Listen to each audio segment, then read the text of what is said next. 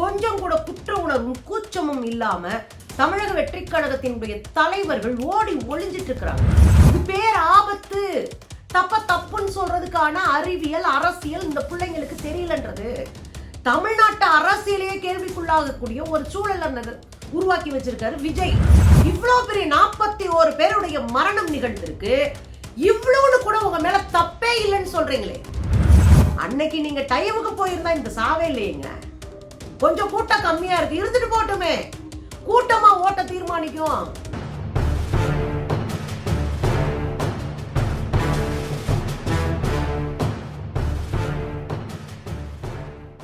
வணக்கம் தோழர்களே. தமிழ்நாட்டுல கரூர்ல 41 பேருடைய மரணம் இன்னும் ஓலமா காதுல கேட்டுட்டு இருக்கு. கொஞ்சம் கூட குற்ற உணர்வும் கூச்சமும் இல்லாம தமிழக வெற்றி கழகத்தினுடைய தலைவர்கள் ஓடி ஒளிஞ்சிட்டு இருக்கிறாங்க. ரசிகர்களை வச்சு வீடியோ போட்டுட்டு இருக்கிறாங்க. பெய்டு ப்ரமோஷன்ற பேர்ல ஒரு அசிங்கமான ஒரு அரசியலை, கேவலமான ஒரு அரசியலை விஜய் கும்பல் செஞ்சுட்டு வருது. இது இடையில விகடன் போட்டு பொலந்திருக்கு. கட்டுன்னு சொன்ன உடனே பேக்கப் பண்ணிட்டு போறதுக்கு இது சினிமா இல்ல மிஸ்டர் விஜய் என்று போட்டு பொலந்திருக்கு. தயவு செஞ்சு இந்த இளைஞரை விட்டுருங்க. அவன் ரீல்ஸ் போட்டுக்கிட்டு உயிரோடாதான் சுத்திட்டு இருக்கட்டும் அப்படின்னு நாக்கப்புடுங்கிற பல கேள்விகளை விஜயை நோக்கி நியாயமா கேட்டிருக்கு அப்படின்னு தான் நான் சொல்லுவேன். இதுக்கு இடையில ஆதவ அர்ஜுனா டெல்லிக்கு ஓடி இருக்காப்ல, சங்கி காலில் விழுந்து காப்பாற்ற சொல்ல என்ன நடந்துட்டு இருக்கு தமிழ்நாட்டில்? ஒரு மிகப்பெரிய டிராஜடி, ஒரு துண்டியல் சம்பவம் தான் கரூர்ல நடந்த அந்த 41 பேருடைய மரணம். இந்த 41 பேருடைய மரணத்திற்கு பின்னாடியும் திருந்தல தமிழக வெற்றி கழகத்தினுடைய தொண்டர்கள் என்று நம்பப்படுகிற ரசிகர்கள் கும்பல். இந்த ரசிக மனப்பான்மை அரசியலை புரிஞ்சுக்கவே விடாம பொய்யான பரப்புரையை இந்த சில்ற கும்பல் இருக்குல்ல, ஆதவ அர்ஜுனா, அப்புறம் புஷி ஆனந்த், அதுக்கப்புறம் இந்த சங்கி ஒருத்தன் வந்தான்ல RSSல இருந்து நிர்மல் குமார், இவெல்லாம் கட்டி விடுறதுதான் உண்மையான அரசியல் நம்புறாங்க. இது பேர் ஆபத்து. தப்புன்னு சொல்றதுக்கான அறிவியல் அரசியல் இந்த பிள்ளைங்களுக்கு தெரியலன்றது.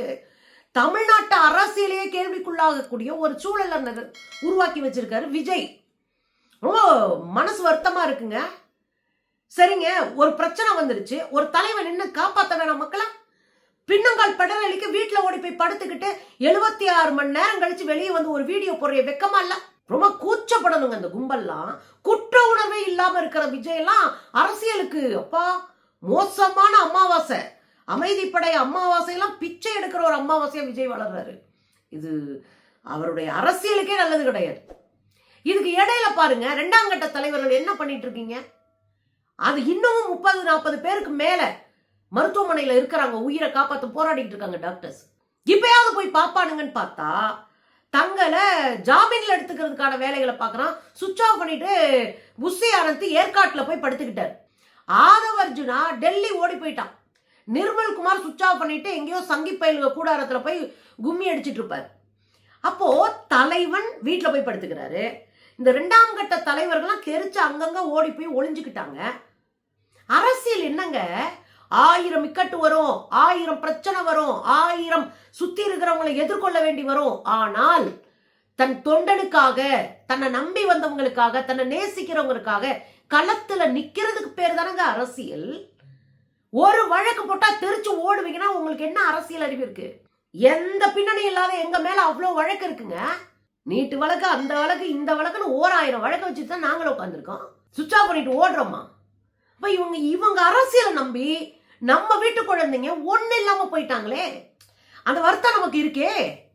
இந்த 41 பேருடைய மரணத்திற்கு கொஞ்சம் கூட கவலைப்படாம, கண்ணீர் விடாம, குற்ற உணர்வு இல்லாம, குற்றத்தை ஏத்துக்காம உட்காந்து ஒரு கேவலமான ஒரு அரசியல் வீடியோ போட்டுட்டு இந்த ஆளுங்க அப்புறம் திரிவானுங்க. நீங்க பின்னாடி நின்று சொம்படிச்சிட்டு இருப்பீங்களா? தப்ப எவன் செஞ்சாலும் தப்புன்னு சொல்றதுதான் அரசியல். அத பழகுங்க முதல்ல. விஜய் தெளிவா வீட்டுக்குள்ள போய் படுத்துக்கிட்டாரு. அவருக்கு பிரச்சனையே கிடையாது. ஆளுகளை பிடிச்சு பிரைம் மினிஸ்டர் வரையும் பிடிச்சு கேஸ் போடாம பாத்துக்கிட்டாரு விஜய். கேவலமான அரசியலுங்க, கேவலமான அரசியல். இந்த அரசியலை தான் போட்டு பொலந்திருக்கு விகடன். அவங்க கேட்கிற கேள்வி, அவங்க ரொம்ப தெளிவா இருக்கிறாங்க. அரசாங்க சதி இருக்குன்னு நம்புறீங்களா? அப்புறம் அரசாங்கம் இந்த சூழலை பயன்படுத்தி கொள்ளுகிறா, நாங்களும் அதை சந்தேகப்படுறோம், அதுல பிரச்சனையே கிடையாது. ஆனா ஓவரால் என்ன? அரசாங்கத்து மேல குற்றம் சாட்டிட்ட, விசாரணையில அது தெரிய வந்துடும்.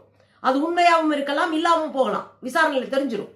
ஆனா ஓரோல என்ன இவ்வளவு பெரிய 41 பேருடைய மரணம் நிகழ்ந்திருக்கு, இவ்வளவுன்னு கூட உங்க மேல தப்பே இல்லைன்னு சொல்றீங்களே, இவ்வளவுன்னு கூட உங்க மேல எந்த தப்பும் இல்லைன்னு சொல்ல ஆரம்பிச்சிருக்கீங்களே, இது எப்படி நியாயம்னு கேக்குறாங்க. ஏங்க கூட்டத்தை கூட்டினது நீயே, மக்களை வர வச்சது நீயே, அறிவிச்சது நீயே, அவங்க பூரா உன்னுடைய ரசிகர்கள், உன்னுடைய தொண்டர்கள், அப்ப எல்லாத்தையும் செஞ்சது நீயே. ஆனா அவங்க செத்துட்டாங்கன்னா அதுக்கு பொறுப்பு தமிழ்நாடு அரசு. என்னங்கடா உங்க அரசியல்? அதத்தான் கேக்குது விகடன். இவ்வளவுனாவது நீங்க ஏத்துக்க வேணாம், குற்ற உணர்வு வேணாம். ஆமாங்க, இந்த பிரச்சனை என்னாலதான் வந்துச்சு. ஒரு தமிழ்நாட்டினுடைய முதலமைச்சர் ஒரு குற்றம் நடக்கிற போது அதை அங்கீகரிக்கிறார். ஆமா, இந்த குற்றத்தை நான் ஏற்றுக்கிறேன், இது சரி பண்றேன்றாரு. அதான் அரசியல். இதுல விகடன் ரொம்ப முக்கியமான கேள்வி கேட்பாங்க. எந்த விதமான குற்ற உணர்வும் இல்லாம அந்த வீடியோவை அவர் எப்படி பேசினாரு, அந்த வீடியோ தான் எல்லாருக்கும் பேர் அதிர்ச்சி ஏற்படுத்தி இருக்குனாங்க. அந்த வீடியோ பேர் அதிர்ச்சி ஏற்படுத்தல. அதுல குற்ற உணர்வு இல்ல, அதுல குற்றத்தை ஏத்துக்கல, பொறுப்பேற்கல. குற்றத்தை ஏற்பது என்பது பொறுப்பேற்பது. இனி இப்படி நடக்காம நான் பாத்துக்கிறேன், இனி என் பிள்ளைகளை நான் பாதுகாப்பேன், இனி என் தொண்டைங்களை, என் தம்பிங்களை, என் தங்கச்சிங்களை நான் பாதுகாப்பேன். அதுதான் குற்றத்தை ஏத்துக்கிறது. அதுல இன்னொரு கேள்வி கேட்கிறாங்க, அண்ணாவிடம் செல் அப்படின்றத நீங்க போடுறீங்கல்ல, அண்ணா தான் எங்களுடைய வழிகாட்டின்லாம் 2 பக்கமும் அண்ணாவை எம்ஜிஆரை வச்சு ஓட்டு பொறுக்க போறீங்கல்ல. விகடன் ஒரு கேள்வி கேக்குது. அண்ணா சொன்னாரு மக்களிடம் செல்னாரு. எப்ப போவீங்க? எப்ப போவீங்க? ஒரு மக்களிடம் ஒரு தலைவன் எப்ப போவாங்க? எப்ப போவான்? அந்த மக்கள் துயரப்படும் போது, அந்த மக்கள் துன்பத்துல இருக்கும்போது, அந்த மக்கள் கண்ணீர்ல இருக்கும்போது, அந்த மக்கள் கவலையில இருக்கும்போது, சொல்லவே முடியாத ஒரு பெரும் துயரத்துல அந்த குழந்தைங்க, அந்த மக்களும், அந்த பெண்களும், அந்த வீடும் இருக்குன்னா ஓடி போய் நிக்க வேணாம். இதுல என்ன தெரியுமாங்க, இவ்வளவு பாதிக்கப்பட்டு இவ்வளவு இழந்த பிறகும் உங்களை ஒருத்தர் கூட குற்றம் சொல்லலைங்க. உங்களை அவ்வளவு நேசிக்கிறாங்க. ஆனா நீங்க மோசமான அமைதிப்படை அமாவாசை அரசியல் செஞ்சுட்டு இருக்கீங்க.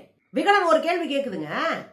சார், நீங்க உண்மையிலேயே கரூரை விட்டு போக மாட்டோம்னு நினைச்சீங்க சார்? நாங்க நினைச்சோம் சார், போக மாட்டேங்க, இவ்வளவு பெரிய பிரச்சனை நடந்திருக்கு, அவர் போக மாட்டாருன்னு நினைச்சோம், நீங்க போயிட்டீங்க. பத்திரிகையாளர்கள் உங்களை தொடர்ந்து வந்து கேட்கிறாங்க, ஐயா பதில் சொல்லுங்கன்னு. நீங்க தட்டி விட்டுட்டு போறீங்க. குறைந்தபட்சம் அந்த இடத்துல நின்று ஒரு கண்ணீரோட, மன வலியா இருக்குங்க, வேதனையா இருக்குங்க, ஏன் தம்பிங்களை, ஏன் தங்கச்சிங்களை, ஏன் வீட்டு குழந்தைங்களை நான் இழந்திருக்கேன் அப்படின்னு ஒரு வார்த்தை சொல்லிட்டு போயிருக்கலாமே, சொல்லல. சரி, நீங்க ஆஸ்பத்திரிக்கு போனா பெரிய கூட்டம் வரும், பிரச்சனை வரும், சரி. உங்க தம்பிங்க 2ஆம் கட்ட தலைவர்கள்லாம் சும்மா தானே இருந்தாங்க. புஷி ஆனந்த பாதி வழியில இறக்கி விட்டு தானே வந்தீங்க, போய் பாருங்கய்யா அப்படின்னு சொல்லிட்டு போகலாமே. ஆனா ஏன் சொல்ல முடியல? 2ஆம் கட்ட தலைவர்கள் யாருமே ஏன் போகல? யாருமே எங்கேயுமே போகலைங்க. உங்க கட்சிக்காரனே ஆஸ்பத்திரிக்கு போகலையே. எதிர்கட்சியில இருக்கிற அத்தனை கட்சி தலைவர்களும் போயிட்டாங்க, பல்வேறு சமூக இயக்கங்கள் போயிட்டாங்க. ஆளுங்கட்சி உடனே அங்க போய் அதுக்கான வேலைகளை, ஏன்னா ஆளுங்கட்சி போறது அவங்க கடமை, அவங்க செஞ்சாகணும். அவங்களும் ஓடி போய் நின்று எல்லாத்தையும் செய்யறாங்க. நீ எப்படி போனன்னு கேள்வி கேட்கிற? நீ தெரிச்சு தலை தெரிக்க ஓடி போனவன் அந்த கேள்வி கேட்கலாமா? உனக்கு முதுகெலும்பு இருக்கா? அதுதான் இங்க கேட்கப்படுகிற கேள்வி. இதெல்லாம் செஞ்சுட்டு ஓடுனீங்க, போய் பார்க்கல, கடைசியா ஒரு வீடியோ போட்டீங்க பாருங்க. அந்த வீடியோலையும் நீங்க அழுகிறதோ, மனக்குறையோ, கவலையோ படுறது தெரியலையே மிஸ்டர் விஜய் அப்படின்றதா அவங்களுடைய எழுத்து. இப்ப என்ன சொல்ல போறீங்க? உங்க வீடியோவை கேட்ட பிறகு எங்களுக்கு தோணுச்சு ஒண்ணு. விகடன் சொல்லுது, உங்க வீடியோவை கேட்ட பிறகு எங்களுக்கு ஒண்ணு தோணுச்சுங்க, மனித அறமே இந்த உலகத்துல செத்துருச்சான்னு நாங்க தோணுச்சு. நாங்க பேசுனது உங்களுக்கு சொம்படிக்கிறவங்க. நாங்கெல்லாம் நாங்க தான் பிரச்சனை ஏற்படுகிற போது எதிர்கட்சி வேலையும் சேர்த்து செஞ்சுட்டு இருக்கோம். ஆனா நீங்க ஓடி ஒளிஞ்சிட்டு புறமுதுகு காட்டிட்டு இருக்கீங்க. இனி இந்த சமூகத்துல, இந்த உலகத்துல அறமே இல்லையோ, அறம் செத்து போச்சோன்னு உங்க பேச்சு சொல்லுதுன்னு இருக்கிறாங்க. உங்க பேச்சு அப்படி இருக்கு, பொலிட்டிக்கல், டிப்பிக்கல் பொலிட்டிக்கலா இருக்கு. இன்னொரு கேள்வி கேட்கிறாங்க, சினிமாவில் இருக்கிற மற்ற நடிகர்கள்லாம் உங்களை பத்தி சொல்லும் போது விஜய் சார் டைமுக்கு வருவார், முன்னாடியே வந்து உட்கார்ந்துருப்பாரு, அவங்களுக்கு சொல்லப்பட்ட நேரத்துக்கு முன்னாடியே வந்து உட்கார்ந்துருப்பாரு விஜய் சார் அப்படின்னு உங்களை பத்தி சொன்னாங்க. எங்களுக்கெல்லாம் புல்லரிச்சது. ஆனா இப்ப பார்த்தா 7 மணி நேரம், 8 மணி நேரம், 10 மணி நேரம் லேட்டா வரீங்களே சார், டைமிங் செத்துருச்சு அரசியலுக்கு வந்தோன்னு கேள்வி கேட்கிறாங்க. பதில் சொல்லு. அன்னைக்கு நீங்க டைமுக்கு போயிருந்தா இந்த சாவே இல்லையேங்க. கொஞ்சம் கூட்டம் கம்மியா இருக்கு, இருந்துட்டு போட்டுமே, கூட்டமா ஓட்ட தீர்மானிக்கும். நீங்க எவ்வளவு அன்பா இருக்கீங்க, எவ்வளவு மாற்று திட்டத்தை சொல்றீங்க, என்ன மாற்று வழிகாட்டுறீங்கன்றதை பொறுத்தன உங்களை விட்டு விடுவோம். ஏதோ கூட்டம் காமிச்சா ஓட்டாயிரும் நம்பிக்கையா? கூட தக்குறி பயிர்களை வச்சுக்க கூடாது 100 தடவை நாங்க அட்வைஸ் பண்ணமே, கேட்டீங்களா? இதுக்கு இடையில இவ்வளவு பேரு கஷ்டப்பட்டு இருக்காங்க, இவ்வளவு பேர் செத்து இருக்கிறாங்கன்னு மன வலியோட ஒரு கூட்டம் இருக்கு. ஆனா யார் பெற்ற மகனோன்னு ரீல்ஸ் போடுறாங்க சார் உங்க தொண்டைங்க, உங்க ரசிகங்க. ஸ்டாண்ட் வித் விஜய்னு போடுறான். பாதிக்கப்பட்டவன் 41 குடும்பம் நடு ரோட்ல அழுதுகிட்டு பைத்தியம் முடிச்சு திரிறாங்க. மன பிறழ்வுல இருக்கிறாங்க அந்த குடும்பமே. ஆனா அந்த பசங்க என்ன பண்ணிட்டு இருக்காங்க? Stand with Vijay. விஜய்ல நகத்துல கூட அழுக்கப்படலங்க. 20 அடி பஸ் அகலம், 20 அடி உயரம், ஒரு பையன் தொட்டுக்க முடியாது. 15 அடிக்கு மேல உயரம். பக்கத்துல இருக்க எவனும் பக்கத்துல போக முடியாது.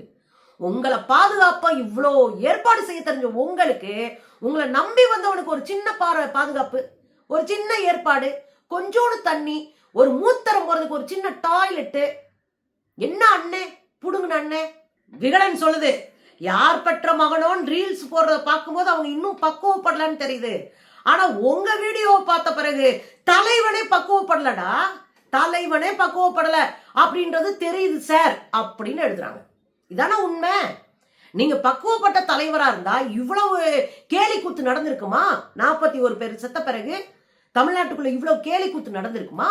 உங்க வீடியோவில் எக்ஸிட் ஸ்ட்ராட்டஜி தான் இருந்தது. எப்படா அந்த குற்றத்துல இருந்து தப்பிக்க போறன்ற ஸ்ட்ராட்டஜி இருந்தது. ஒரு உத்தி தான் இருந்தது உங்க வீடியோல. கவலையோ கண்ணீரோ வலியோ குற்ற உணர்வோ இல்லை. நீங்க எப்படியாவது தப்பிச்சிடணும். அதுதான் உங்க தலைவர்கள், உங்க தொண்டைங்க எல்லாத்தையும் இருக்கு. எப்படியாவது தப்பிச்சிடணும். பழி இன்னொருத்த மேல போட்டு தப்பிச்சிடணும். இந்த பிரச்சனை நம்ம மாட்டிக்க கூடாது. நம்ம யோகியன்னு சொல்லணும். எப்படிங்க?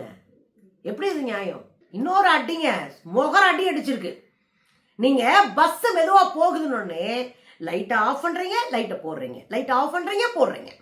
லைட்டை ஆஃப் பண்ணா அமைதியா இருக்கு கூட்டம், லைட்டை போட்டா ஏன்னு கத்துது. இந்த கூட்டமெல்லாம் உங்களுக்கு இப்படியே இருக்கணும்ல மிஸ்டர் விஜய்?